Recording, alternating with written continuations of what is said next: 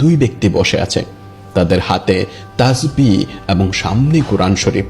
দেখলেই মনে হয় ফেরেশতার মতো মানুষ, কিন্তু সুলতান যখন তাদের মুখের দিকে তাকালেন তখন তিনি শিউরে উঠলেন। হ্যাঁ, এরাই তো তারা, সেই কালচে গায়ের রং, সেই নীল চোখ। নবীজি স্বপ্নে এদের কথাই বলেছিলেন। সুলতানের চোখের পানি শুকিয়ে গেল, সেখানে জ্বলে উঠল এক ভয়ঙ্কর আগুনের শিখা। সুলতান তাদের দিকে তাকিয়ে হুঙ্কার দিয়ে বললেন, তোমরা কারা, সত্যি করে বলো, তোমরা মদিনায় কেন এসেছো? তারা খুব শান্ত গলায় বলল, হুজুর, আমরা তো সাধারণ মুসাফির, হজ করতে এসেছি, আর নবীজির প্রেমে পড়ে মদিনায় থেকে গেছি। আমরা ইবাদত ছাড়া তো আর কিছুই করি না। সুলতান বললেন, মিথ্যে কথা, তোমরা কি সত্য বলবে নাকি আমি জল্লাদকে ডাকবো? তারা তবু একই কথা বলতে লাগলো, কসম খেতে লাগলো। সুলতান তখন দ্বিধায় পড়ে গেলেন। বাহ্যিক কোনো প্রমাণ নেই, তখন সুলতান ঘরের মেঝের দিকে তাকালেন।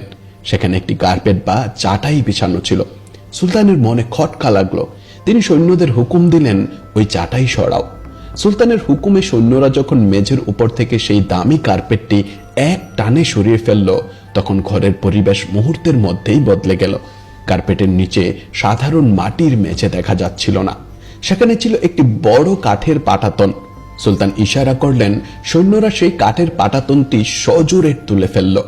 আর তখনই উপস্থিত সবার চোখ যেন কপালে উঠে গেল। তাদের মুখ দিয়ে অস্ফুট চিৎকার বেরিয়ে এলো। তারা দেখল সেই পাটাতনের নিচে হা করে আছে এক বিশাল গভীর অন্ধকার গর্ত। সাধারণ কোনো গর্ত নয়, এটি একটি সুড়ঙ্গ, যার মুখটা ঘরের ভেতরে, কিন্তু এর শেষ কোথায় কেউ জানে না। সুলতান নুরুদ্দিন জাঙ্গি সেই গর্তের কিনারায় দাঁড়ালেন।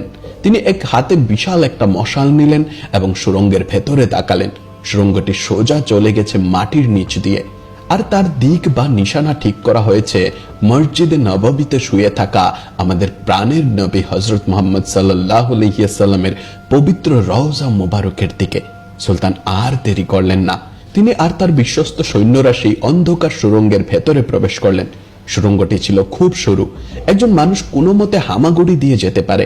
মাটির নিচে ভ্যাপসা গরম, অক্সিজেনের অভাব, কিন্তু সুলতান এগিয়ে চললেন। তিনি দেখতে চাইলেন